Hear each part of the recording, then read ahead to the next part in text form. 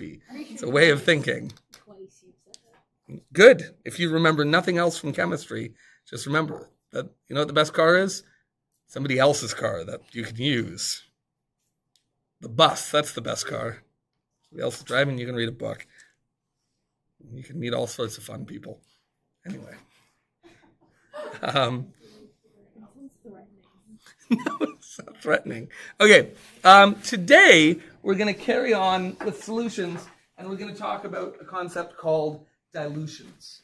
And this is a concept that you're fundamentally familiar with, even if you've never done the math on it. It's also, not for nothing, a few years ago we were touring Niagara College, and they have two programs that could be of interest to a lot of people, sort of nice hipster things. They have a brewery program, so for like learning how to make beer, and a winemaking program. There's three programs, I guess, and they have a distillery program, learning how to make spirits like gins and vodka and all these sorts of things. And so we were touring that, we were meeting those professors. Really cool programs. I have a couple of friends who went through the brewery program, and a friend who went through the distillery program. But we asked them, whenever I take a tour of anywhere, I always ask, like, what do you wish we taught kids that we don't? Like what? And one answer is always the same, which is like, be on time to get off their cell phones. That's like, it doesn't matter where you go. That's like when you ask, like, what's the important thing we could teach? Right? No. So you think being on time is propaganda? Go get a job. Try not being on time. See how that goes for you. Like the number one thing. No, I swear to God, you can ask.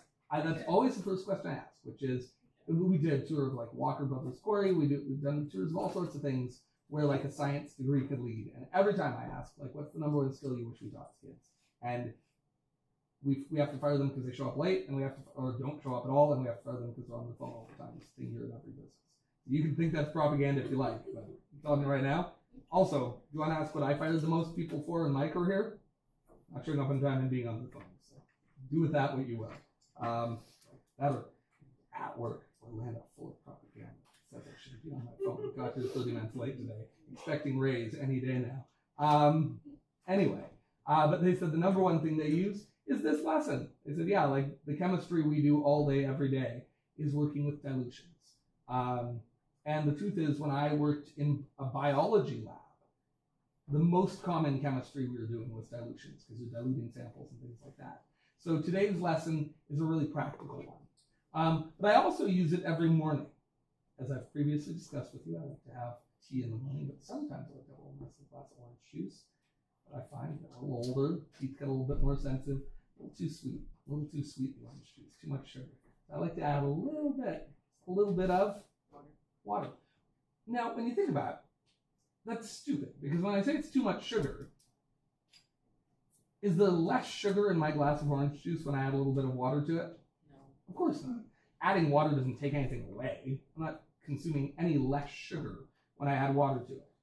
So when I say I want less sugar, I don't mean that I'm having less overall sugar. By the time I finish that glass of orange juice, the fact that I added a little splash of water at the top and stirred it in doesn't mean that I will have consumed less sugar. Right? I will have consumed exactly as much sugar. So am I just an idiot? Maybe. But what's going on? So if you're adding more water, there's like more mass on the cover. Yeah. So it spreads out it, and it's not as condensed into like a smaller amount, which makes it like taste less. Put that on a t-shirt. It'd be a really weird t-shirt. Wearing that sentence on a t-shirt. Maybe I could have a picture of two glasses of orange juice and like a little bit taller together. But no, that's a perfect answer. That's exactly right. It's not that I want to have less sugar overall. It's that I want to have less sugar in each sip of my drink, right? Like I want the sugar to be less concentrated. I want it to be more dilute. Good. The opposite of concentrated is dilute, right? We can concentrate something or we can dilute something. Yeah. Also, you should have cranberry juice and soda water. It's really good. I love cranberry juice and soda water. Soda water? Yeah. Sometimes I just drink soda water. All by itself. I do that at work. It's the only thing I can get for free. The only thing you're allowed for free? I start tonight. They're not going to give me like we have different owners. My owner took away our rights to free small drinks. Interesting. First restaurant I worked at, we paid $2 a week to be allowed to drink soda, fountain drinks. I was like, oh, I'm going to get my $2 worth. What was minimum wage though?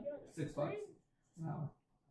a third of an hour. So that would be the equivalent of you having to pay like $6 an hour, $6 a week for soda, which is still pretty cheap. All things in, right? Then I was like, oh, I'm getting my $2 worth. Never get mine. A lot of pop. Maybe that's where it all started. Anyway, so when we talk about dilutions, you intuitively understand, which is if I want my orange juice to taste half as sweet, which I don't, that'd be too much. But if I want it to be half as sweet, what would I do? Ruby, could you do me a favor? There should be a cart of microscopes in Trush's back room. Okay. And if we could bring it back here, I want to start getting those ones loaded up on it. And I'll show you which ones I want taken back there, and there's some that live in here. Okay. Is that cool? Have you attended yet? Yes. Okay. So yeah, if I wanted to make my orange juice taste half as sweet, what would I have to do? What would I have to do if I want it to be half as sweet? So what could I do? Walk me through the whole thing. What could that process look like? Yeah, Alex, what do you think? Adding double the amount like water to what you have, so you have like 5. So say I want to drink a cup total. What would I do? Half a cup of water. Half a cup of water, half a cup of orange juice. Good, bingo. Hi, what's up? No, they love it. But I never see you at lunch, and we have to conduct the vote. Oh, sure. Do you think we can have some time? Yeah. Sorry to bother you. No. Can I? Get this done, No, yeah, let's do it. Sorry about that. Yeah, let's do it. Okay, so this is how it goes. You're gonna have to mark off your name. Okay. Where am I? There I am. Okay, well, and put the signature like. Oh yeah, of course. Okay, there we go. Okay, now to do this, you have to rank 1, 2, 3. Okay. Okay, so hold on, Joe. My little one's out there with the ballot box. I'll go get her in a minute.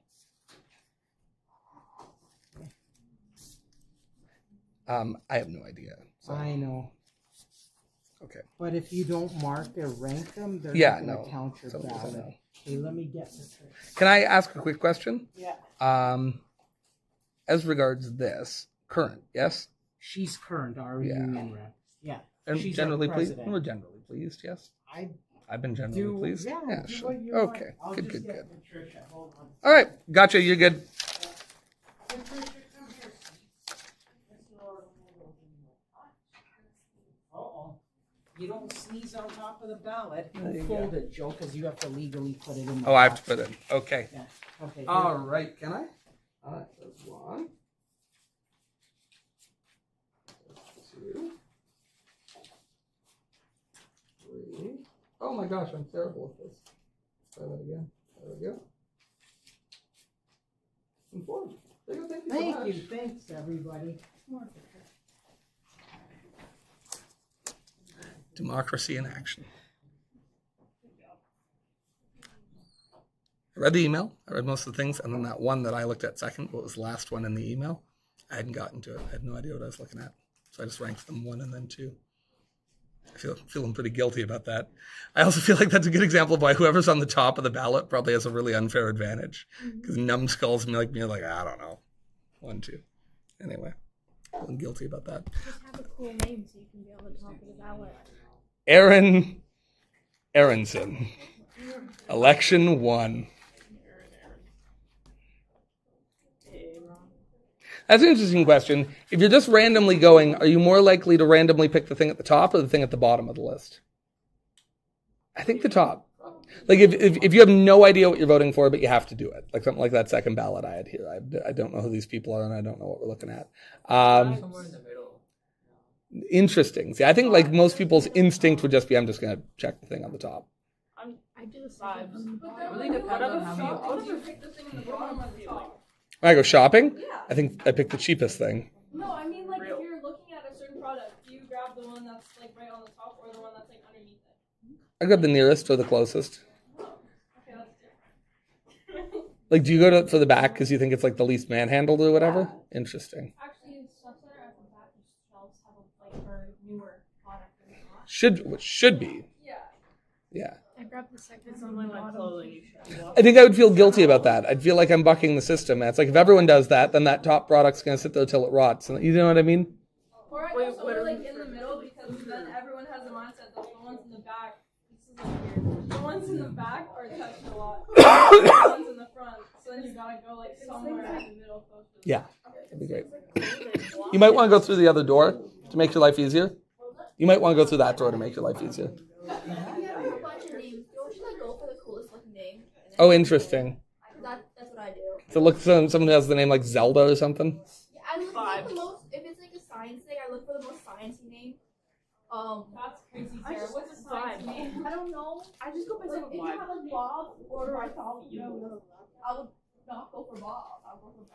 Okay, but the soccer move could be the dumbest person on But that. he sounds but like his name is cool. Live up to his name. Like Bartholomew is cool. I mean, it's better than Bob. Yeah. Like if it's. That's the one. What's wrong with Bob? I like Bob. It's a palindrome. Bartholomew. Sorry? My grandfather. Neither. All Bob. Is your grandfather cool? I met him like twice. Yeah, that's fair. Anyway. All right. So I want to take a look here, and let's say we imagine that we have a beaker here, and here we have the 1 liter mark, and so we've got a liter of solution, and it's a hydrochloric acid solution. So I'm gonna draw this in. You obviously don't have to worry about coloring it, and I'm going to attempt to color in the lines. I'm going to fail miserably, just like kindergarten all over again. That's pretty good, actually. Hey, that. Aside from that, I was gonna say, aside from that one little. Oh. Why won't it go? Oh, I'm so sad. Okay, well that's okay. It's splashing. Yeah. Okay. Quiet you.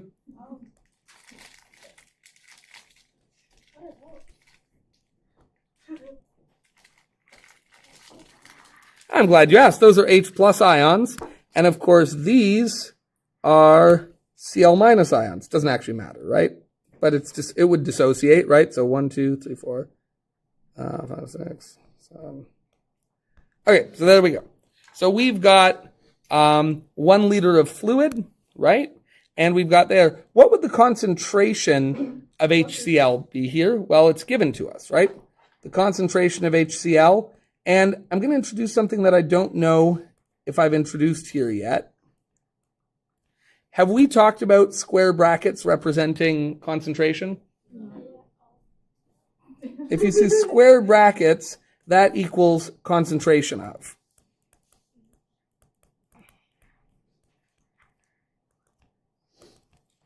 So in this case, concentration of hydrochloric acid. And that is given to us, but we actually could have calculated it all by ourselves, right? Because volume is 1.0 liters, right? Oh, actually, we couldn't have because I didn't give you this. How many moles of hydrochloric acid are in there? This is actually a really easy one. What does molar mean? Molar, big M, means that there's 1.0 grams? Nope. Moles of HCl in every liter. That's what molar means, right? It's how many moles are in a liter. So here, we actually have some trivial math. If I wanted to know how many moles of HCl there were in this water, what could I do? Well, I could say we have 1.0 liters of solution, but I know that in every liter of solution, how many moles of HCl are there? In this case?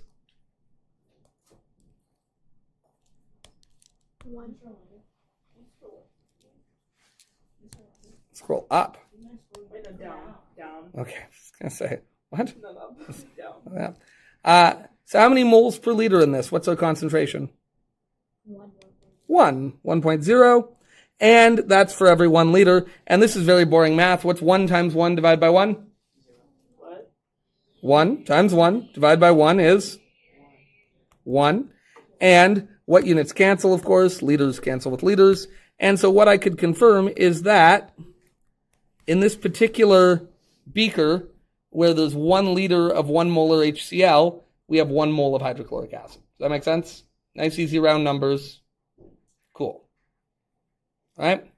Volume is 1 liter. Number of moles is 1 mole. And if you do that math, that means 1 mole divided into 1 liter is 1 mole per liter, or 1 molar. All right, cool.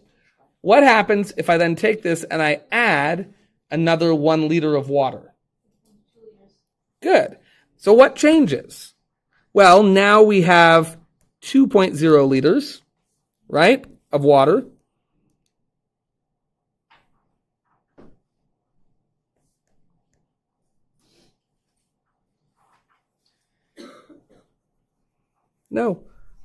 No, curse you. Hey, look at that.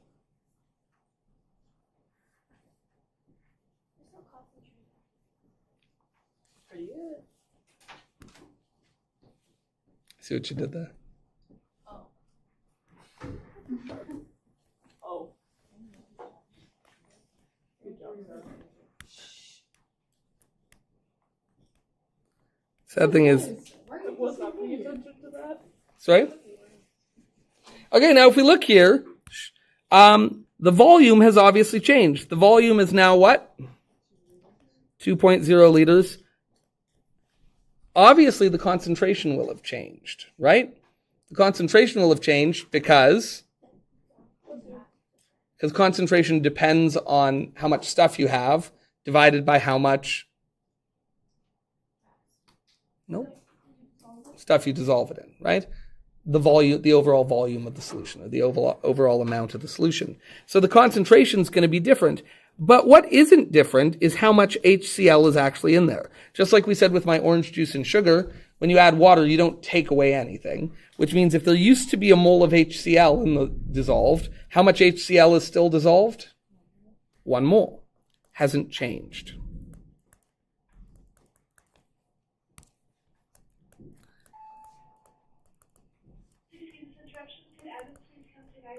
Yep.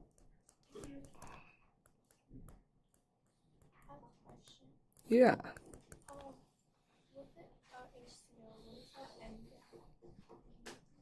What does N always mean? If we wanted to know the mass of it, we'd say M. If we wanted to know the concentration of it, we could say C of HCl. What does N mean? Not as a unit, but as like an N equals number of moles. So we use that intermittently.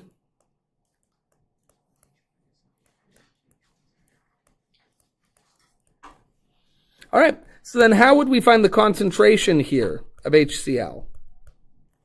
Well, concentration is always just how much stuff divided by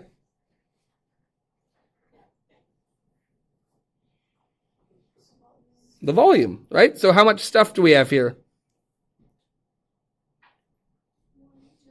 1.0 moles of HCl. What's the overall volume of the solution now? 2.0 liters. And when we do that, what do we get? What's 1 divided by 2? 0.50. And that will be moles of HCl per liter. Or if we could prefer, we could say 0.50 molar HCl. How's that feel? Not too bad? So what did we note? What we noted is that when we doubled the volume, what happened to the concentration? It split in half, right?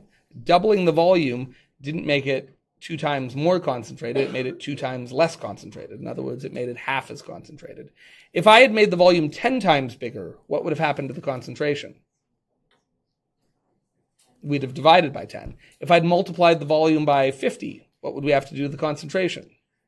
Divide by 50. And that makes sense about it because if you look at concentration in being moles per liter, liters is on the bottom. So if you double liters, you're not actually multiplying it by 2, you're dividing it by 2. If you make liters 10 times bigger, you're not actually multiplying this number by 10, you're dividing it by 10. Does that make sense? Now, this was nice, easy numbers, right? And we had to draw a picture. I mean, maybe we didn't have to draw a picture, but we drew a picture. Is there an equation that we can use to solve this? Can I turn you guys into theoretical scientists for a little bit? You ready for this? I want to show you how a scientist develops an equation. And I want to see if you can do it. And I think you can. So basically I want to say, let's call this solution 1. Let's call this solution 2. Is that fair? Maybe I'll even write the word solution. So you don't come back and go like, what the hell does that mean? So solution 1 and solution 2. And that would make this volume 2, that would make this N2, and that would make this C2, right?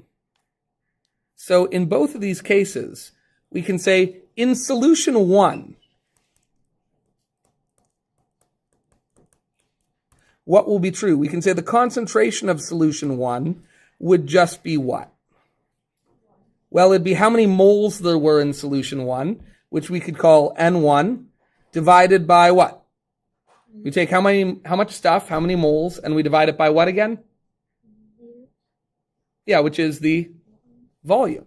So if we want to know the concentration of solution 1, we could just take how many moles there were in solution 1 and divide it by the volume of solution 1. And then on the other hand, in solution 2, what can we do? Well, we could do the same thing. We could say the concentration of solution 2 is equal to what? Well, how much stuff we have. So that goes on the top of the fraction. How much stuff was in solution 2? Well, however many moles were there, right? And then we have to divide it by so divide by V2. Okay. But there's one thing we know. But what doesn't change? Which means N1 equals N2. That should be all the information you need to turn this into a single equation. See if you can do that. Is there a way to take two equations and turn them into one equation, the dilution equation, that compares the first solution to the second solution? Play with it. I'm going to give you 5 minutes just to play with it. See what you can come up with. There's a single equation for dilutions. It's an equation you're going to use 1,000,000 times in chemistry. You're going to use it 1,000,000 times in biology. But honest to God, you'll use it 1,000,000 times if you're a nurse. You'll use it 1,000,000 times if you're a brewmaster. You'll use it 1,000,000 times if you're a distiller. You'll use it without realizing it if you're a chef. They call it other things, but actually the math they teach you as a chef is just this equation.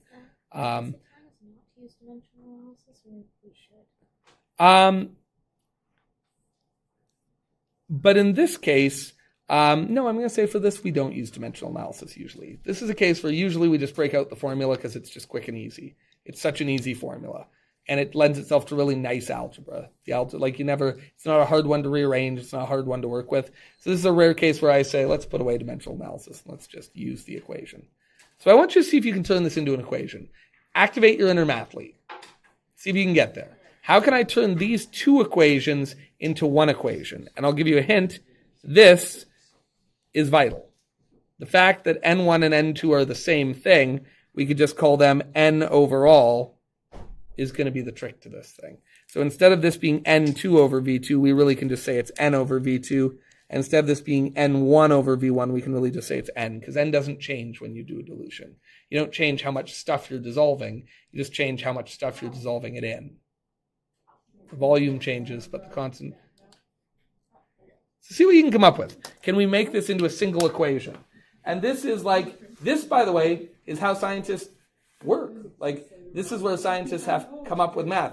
If you've ever been in a physics class and they've said, this is the equation that we use for this, have they ever made you derive one and come up with that equation? Did you ever have to figure out why, why V1, V1t plus, Why that's the reason? Yeah. Have you ever had to derive an equation? You're going to derive this one. See if you can come up with it. It's an easy one. Which doesn't mean deriving it is easy, but the equation is easy. You're not going to end up with something with square roots and cubics and all kinds of crazy jazz. It'll be a nice, easy equation when you're done.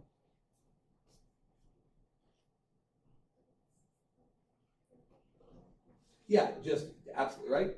Yeah, exactly right. Just don't. We don't use M for that. We use. But yeah, we got it.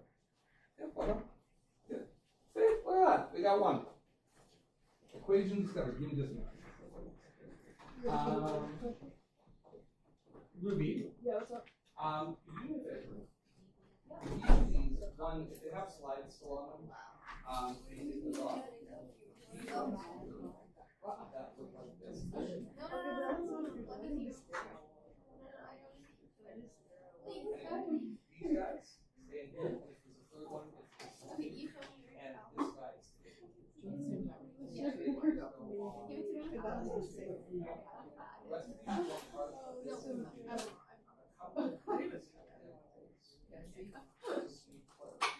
regular ones are fine. Your sections are okay. A couple of them have It's just so stupid. I just didn't put it in the design. I didn't realize it. Yeah. I actually never noticed the designs. Maybe about look at this, I multiply this.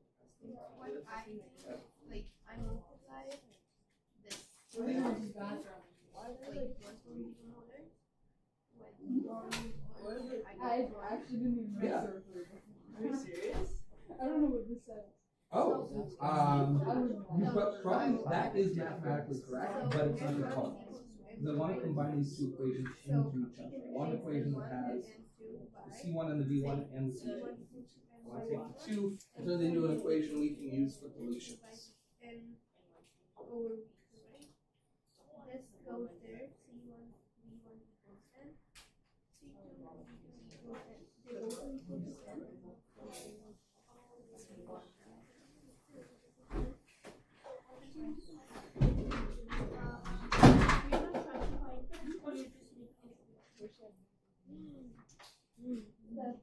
equal to N. But yeah, you solve it from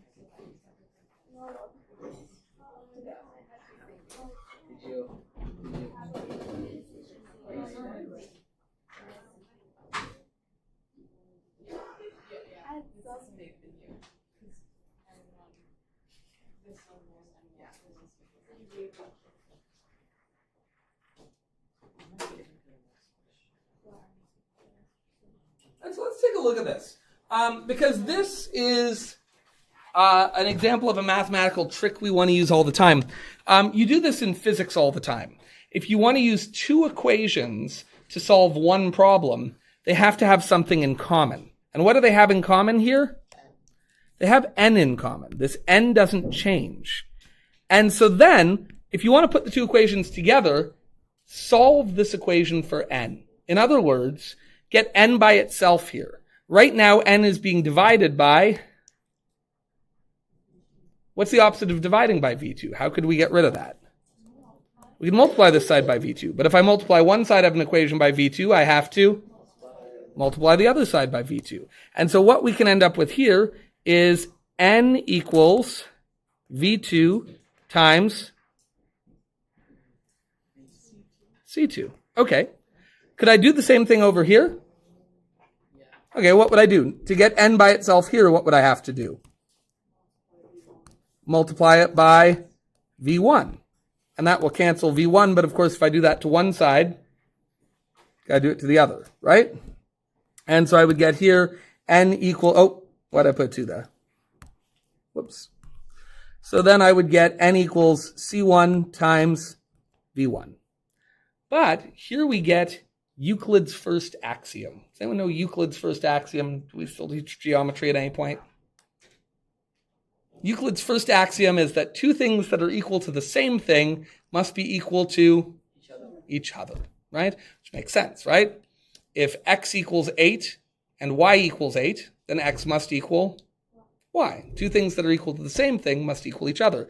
If c1 v1 equals n and c2 v2 equals n, then those two things must equal each other, which means c1 v1 must equal c2 v2. And that is the classic dilution formula that we use all the time. Yeah. Couldn't we also write like n equals c times v? Or would that be different? Yep, we did right here. Oh. Right? And for the first solution, n equals c1 times v1. And for the second solution, n equals c2 times v2. Good. Yep, exactly right. And because n doesn't change, these are both equal to n, which means they're both equal to the same thing, which means they're both equal to each other. Now, you don't ever have to do that again, but I think it's fun to see where an equation comes from, rather than just put it on a formula sheet for you. Does that kind of make sense? This formula doesn't pop up out of nowhere. This formula is saying, what's really saying is, the number of moles when you start is equal to the number of moles when you have finished. But in the meantime, we can use this to do math. So this is our dilution equation. And this is probably the most used equation in chemistry. Because again, a chemist is going to use this when preparing a solution, but a biologist is going to use this. I think the glassware in the dishwasher is clean, if you wouldn't mind snagging it and putting it away. Is that okay? Yeah, I did what you told me. You're amazing. Everything else goes on the cart? Yeah, Okay. you're a hero. A biologist who works in a lab has to dilute those samples to run like assays constantly, to run tests constantly.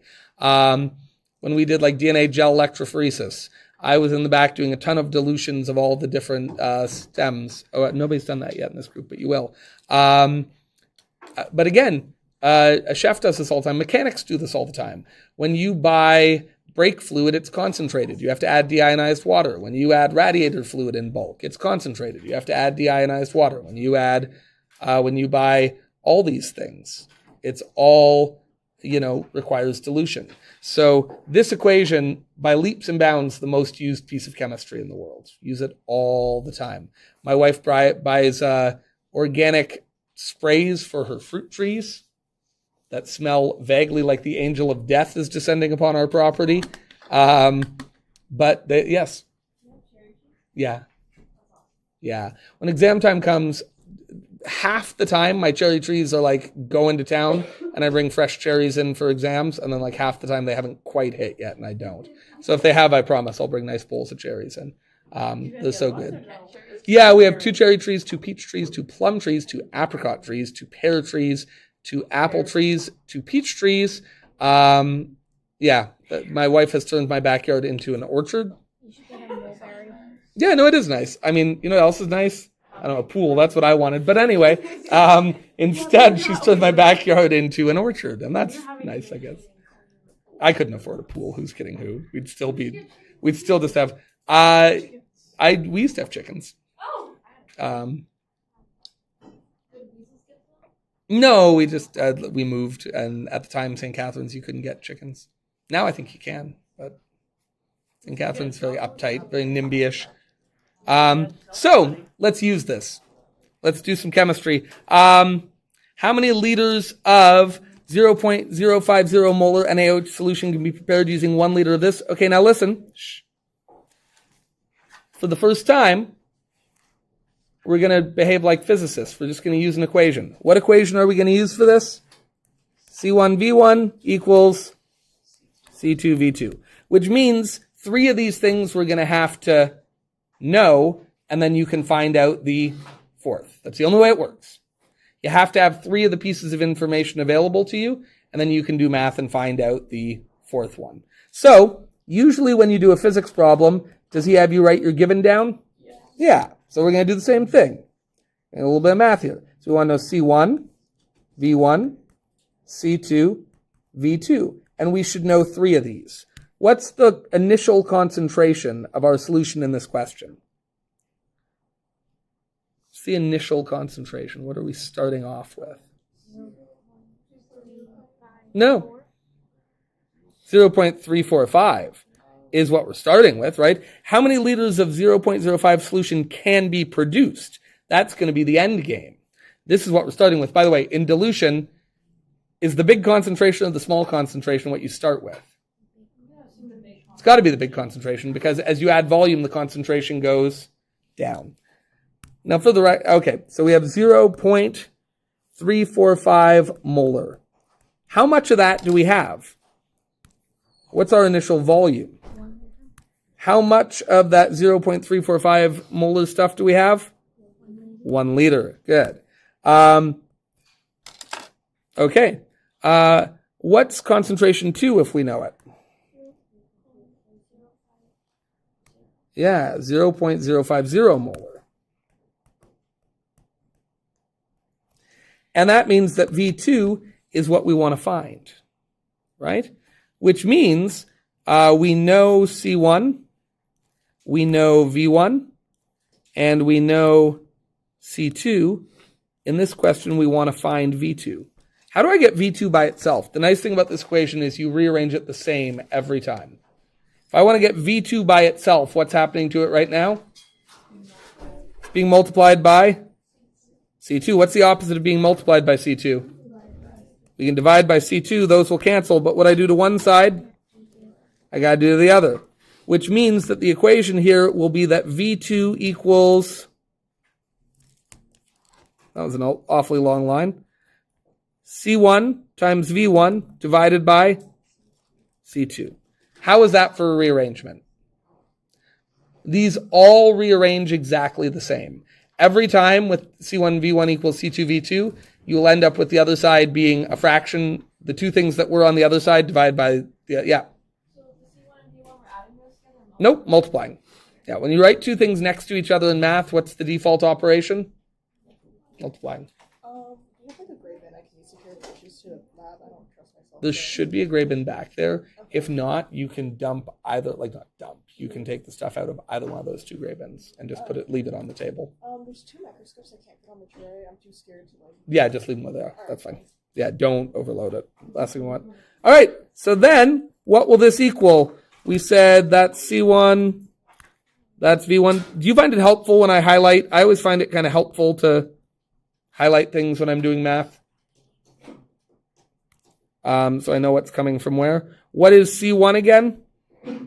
Bless you. 0.345 molar. Good.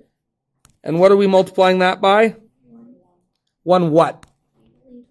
Yeah, 1 liter. Guys, units matter. All right? Do not skimp out on units. All right? And what are we dividing by? 0.050 molar. And the reason we want to make sure we're being conscientious about units is just because we're not doing this in our traditional dimensional analysis setup doesn't mean we forget about how dimensional analysis works. What do you notice here? What units cancel? Molar is going to cancel with molar. What unit remains? Liters. Oh, does that make sense? Should V2 be measured in liters? Yeah. So if you use dimensional analysis, you'll know if you've screwed up. Right? Here, molar cancels, and it leaves us with liters. And, I don't know, this should be 20 times that. 20 times 0.3, this should be like 7-ish. How much? Great. And how many sig figs do we have? How many sig figs here? 3 sig figs. How many here? Why'd that be infinite? It's not counted. We say I have 1 liter. That's a measured value, right? You can't count liters. You gotta measure them. So how many sig figs do we have here? 1. Yeah, don't be fooled. The 1 isn't always infinite, right? Like if it's a measured value, volume is measured. How many sig figs here? 2 sig figs. So how many in our answer? 1. So the answer is actually just 7 liters.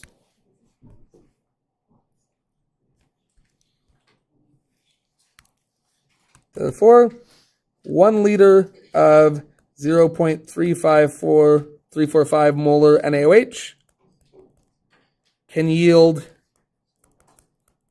7 liters of 0.050 molar NaOH. Which means how much water would you have to add? Yeah, very good. Just add 6 liters of water. Why do we add 6 liters, not 7 liters? Because you already have 1 liter. You have to add the difference. Does that make sense? How's that feel? Not too bad? Just bad enough? Think you can try the next one? Now, here's a nice thing too. Because the units cancel with themselves, if this had been 1 milliliter instead, then the answer would have been 7. It just wouldn't have been 7 liters. It would have been 7 milliliters. But did I need to convert that to liters? Because we're not canceling it with the liters in the molar. The molar cancels the molar. Which means in C1, V1, C2, V2, your volume units, as long as they're the same as each other, can be whatever you want. And your concentration units can be whatever they want. If you have a weirdo, like alcohol isn't measured in molar. If you buy an alcoholic beverage, it's measured in percent weight by weight, which is this really random thing. The weight of the alcohol divided by the weight of the total liquid. But it doesn't matter. You could still just use that in here because the C is always being used to cancel out the C and the V is being used to cancel out the V. You can put whatever units you want in it as long as the C units are the same as each other and the V units are the same as each other. In other words, this next question where it gives you milliliters, you do not, look at me, you do not need to convert that to liters. Now, could you convert it to liters if you wanted? Sure, but you don't have to. You can work in milliliters, which is a nice thing about the concentration formula, or the dilution formula, rather. So go ahead and give this one a try. And my advice, of course, would be to start with your given and your equation.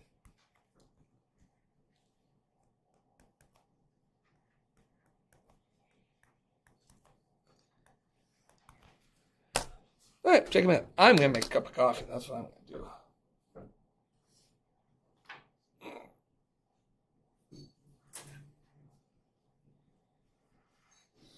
Oh, mercy.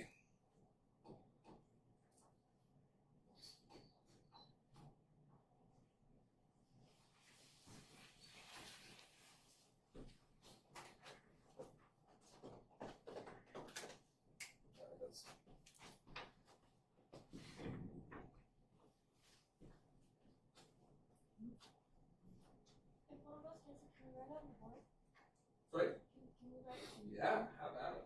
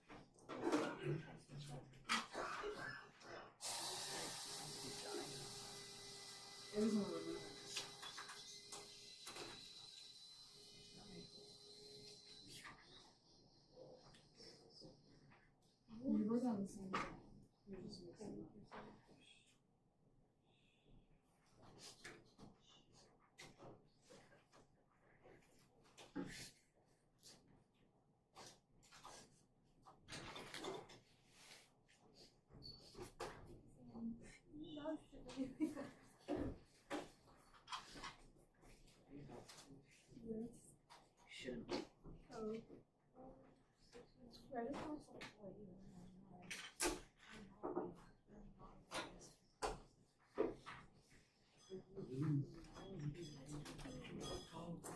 Do something right, guys. It looks like nobody's dying for concentrations when I'm a nurse. That's one thing that's not gonna happen. If I get this right, that is. I'm gonna come to you with cancer. Okay? If you have cancer, just off yourself. You better cure my cancer, okay? I think that cancer, there's secretly a cure for that already. That's my hot take. Hot take. Orlando. You can't tell me there's not already a cure for There's cancer. already a cure for cancer. And like the government's just like Cardiff, I don't have patience for this crap on Monday. it was originally Kiki's question. You Yeah. can't have patience for this crap. I'm literally doing the work. You'll notice that Kiki, instead of asking me that stupid question, is up doing work. Oh.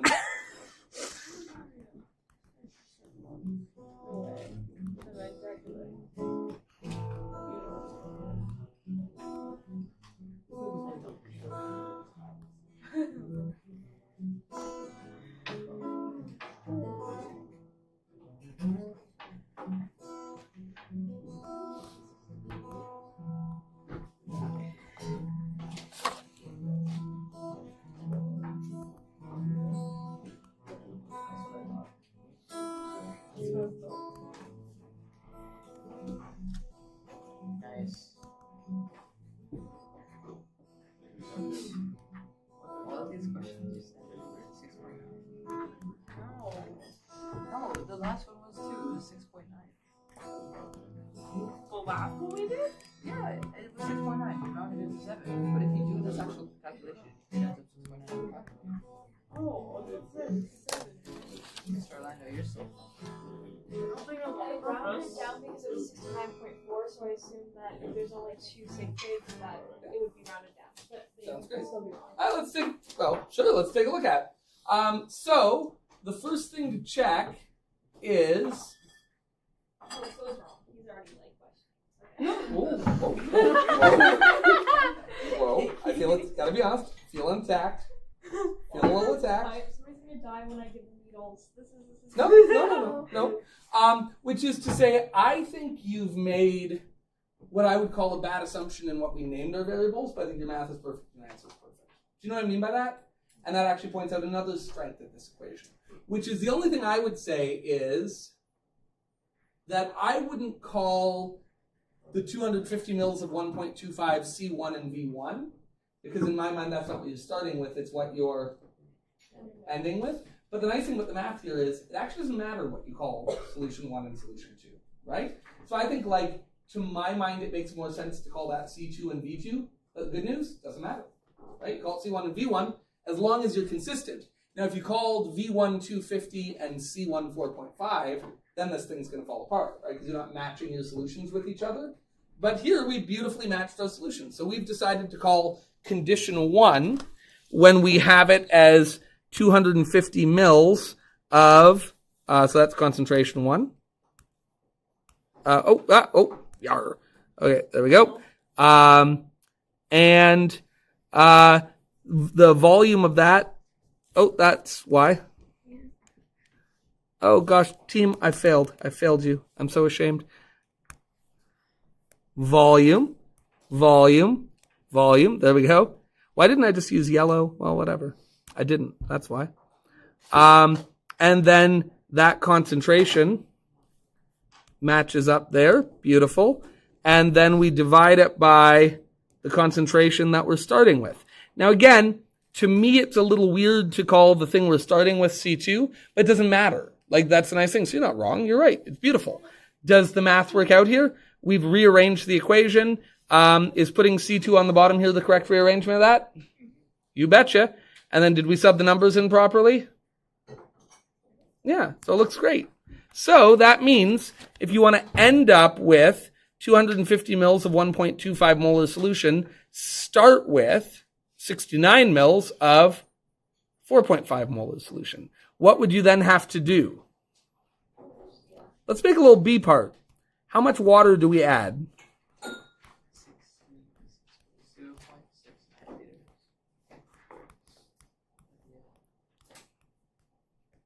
Take a minute and work that out.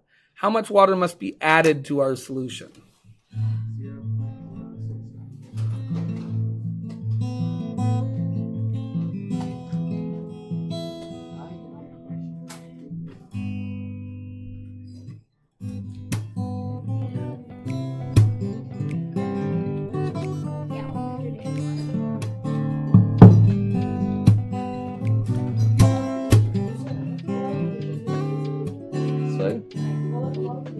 Oh, we'll just run again.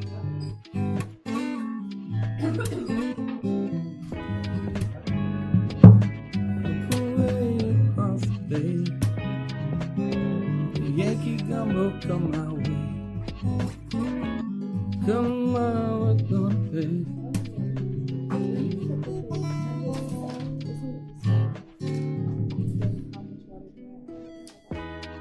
Yeah, that's a tough one, so I want to do it on an easy one first. So how much water do we have to add? Well, that's actually easy. To know how much water you have to add, normally you would just do V2 minus V1. Now in this case, because of how we've labeled them, if you do that, you'll end up with a negative number. But again, who cares? You know that you're not adding negative milliliters, right? So just do it. So subtract the two volumes. We have 250 mils, which is what we want to end up with. And what's the volume of the solution we have to start with? 69 mils. So how much is that? It's going to be 180, 181? Yeah, as a rule. And if you do V2 subtract V1 the way you've labeled them, you would get negative 181 mils, which is fine. And then you'd say, there's no such thing as a negative milliliter, so I just know that means I'd have to add 181 mils of water. Yeah.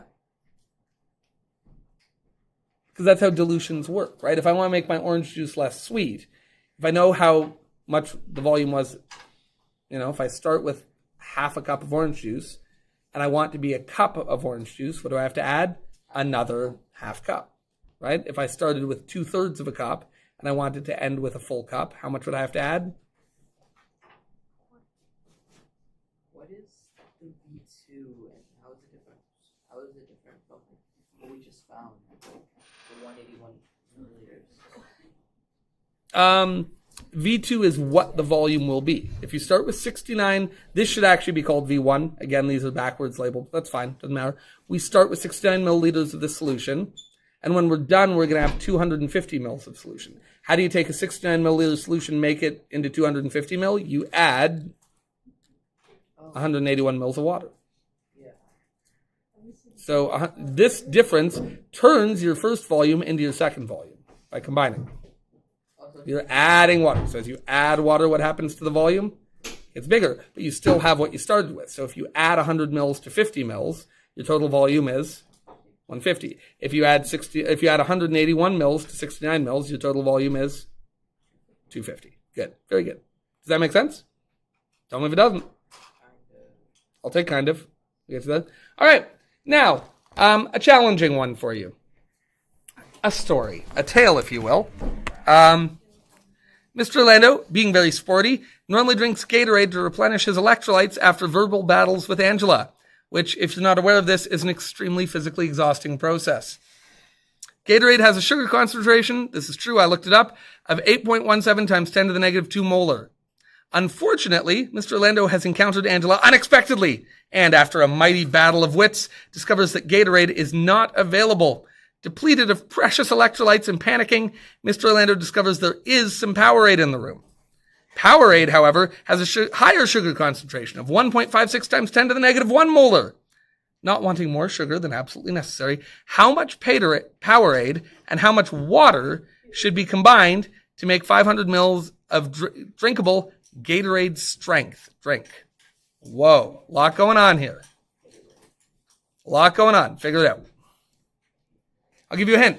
For all of that verbosity, what equation are we using?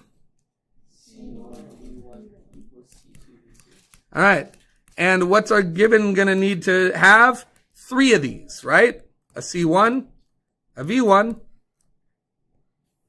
a C2, a V2. Have at it.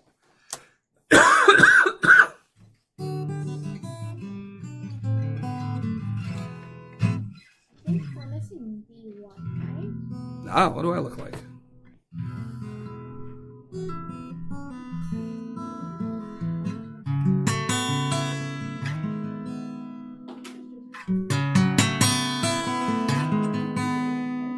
Very plucky today.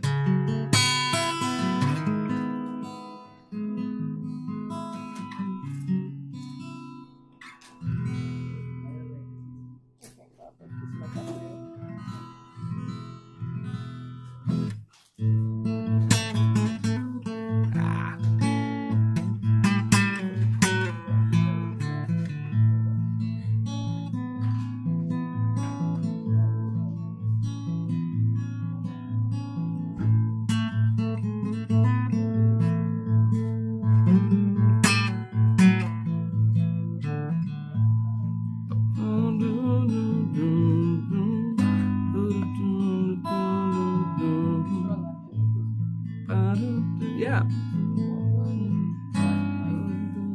6 times 10. Would it just be dividing by 10? I mean, that's it in scientific notation. So if you want to write it in non-standard, like if you want to write it in standard notation, what would it be? Like 0.156. Yep, beautiful. Exactly right. And what about 8.17 times 10 to the negative 2? Yep. 0.08. Yep, beautiful. So if you like working with those better, which I would, then do that. Say on like test or something. Like Try to get the answer. This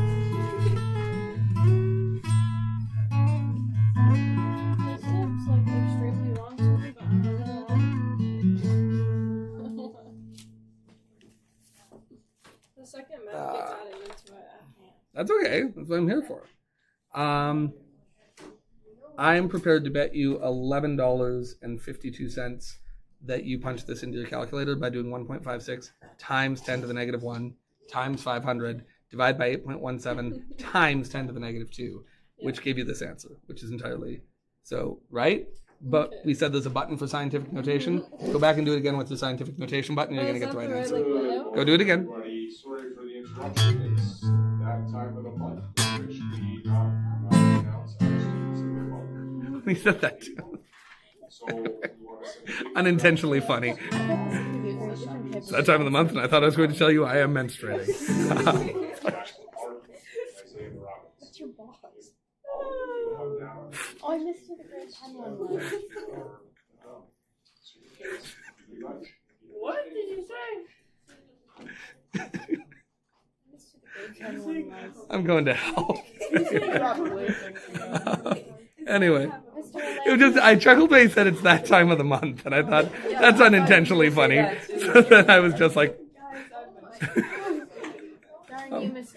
Lynn. Anyway. You laughed so hard that I missed you the student of the month was. Everybody has to know. anyway, Okay, I can make it. I'm a terrible teacher. Anyway, so yeah, give this a try. Looks like a few of you got it already. And make sure if you're gonna do it with a scientific notation, just make sure you use that scientific notation button.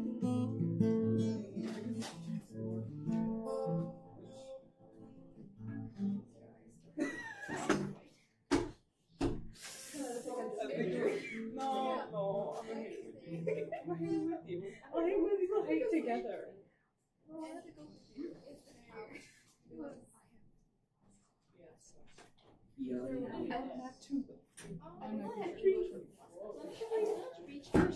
Oh, literally for station 3. It was not fun. No, it wasn't. It wasn't fun at Mr. all. Lynn, Now we only have one class. Yeah. I have a question. Sure. What software do you use for like music and stuff? I use one called Studio Pro by a company called PreSonus. And the reason I use that is because I bought a like the interface I use, like the thing I use to actually plug my stuff into my computer, is by PreSonus, and it came with the software for free. And it's a pretty good piece of software. But the truth is, there's a million decent good ones for free. So like the software you use isn't nearly as important as learning basically a DAW, like which they call digital audio workstation.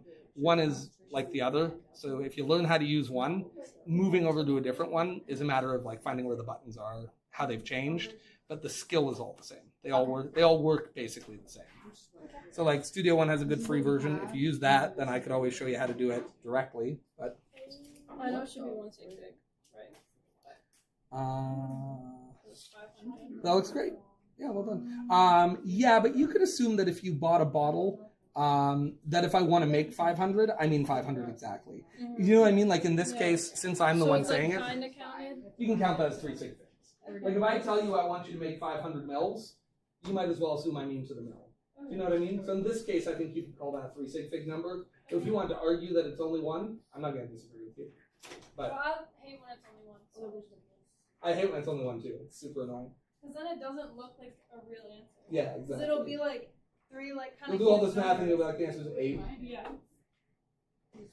So if we take 3.297 and divide it by 1.473 and then multiply it by 2.875, you're like 8. Answer's 8. You could argue that it's 3 or 1. But Angela, can you do me a favor and not argue? Thanks. Appreciate it. Isn't this whole thing about arguing? Do you see any Gatorade around me? Come on now. All right, so let's give this a try then. What is the starting concentration? What am I starting with here? I want to end up with Gatorade, but I'm not starting with Gatorade. I'm actually starting off with Powerade. I'm starting off with this stuff here, and it has a concentration of 1.56 times 10 to the negative 1. Kardik made a very good point that really an easier version of this number to work with is just 0.156 molar, and I actually agree completely. Can we all agree that that's kind of easier to work with? Sure, so I'm going to write it like that. Why not? How much Powerade do I have? Well, the answer is it says how much Powerade, which tells me that that is the thing I'm looking for, right? Does that make sense? Now, on the other hand, what do I want to make? Well, I want to make some Gatorade, and that's its sugar concentration. And again, if we kind of take Kardic's approach and say, well, what's that as a decimal? Instead of scientific notation, it would be 0.0817 molar. I don't care which one you use, but if that's less stressful for you, have at it. Sounds great. And then what's the volume that we want to end up with? We want to end with 500 mils. And if you want to argue this is a 1 sig fig number, sure. But again, if I'm making it for myself, I don't want 451 mils. So I tend to think of this as exactly 500. But up to you. So what am I solving for? V1. So what's V1 equal? C2 V2 over C1, right? And that's trivial. C2 is 0.0817. V2 is 500 mils, right? And down here is 0.156. That is almost double that, which means this should be close to this should be 900, not quite 1,000. Should be just shy of 1,000. What do we get? I'm going the wrong way. What should this be? This should be roughly half that. So it should be 2 something? How much? 262? Okay, that makes sense. That makes more sense. Yeah, I was going the wrong way. Whoops. Anyone else go the wrong way? Yeah, there we go. Great minds think alike. And fools seldom differ. So we can figure out later which one's us. I'm going to go with great minds. You cool with that? Good, me too. So now, how much water do we have to add? So we would start with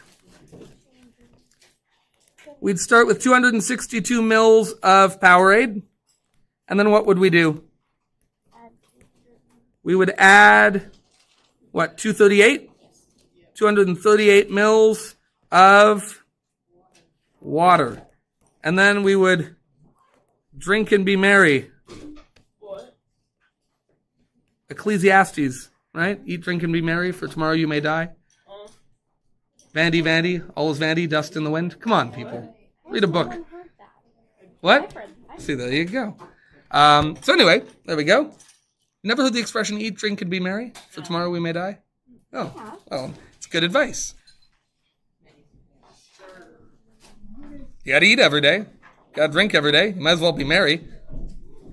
Right? Do you have to drink it? Not be married. Oh. Eat, drink, and be married would be different advice. I only get to do that a few times. Every day. Every day.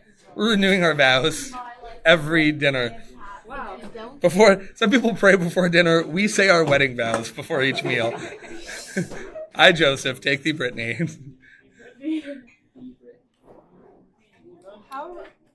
Listen, English is like one of the only languages left that's just given up on different. So like in French, if I want to say you, but I mean just you, I say what?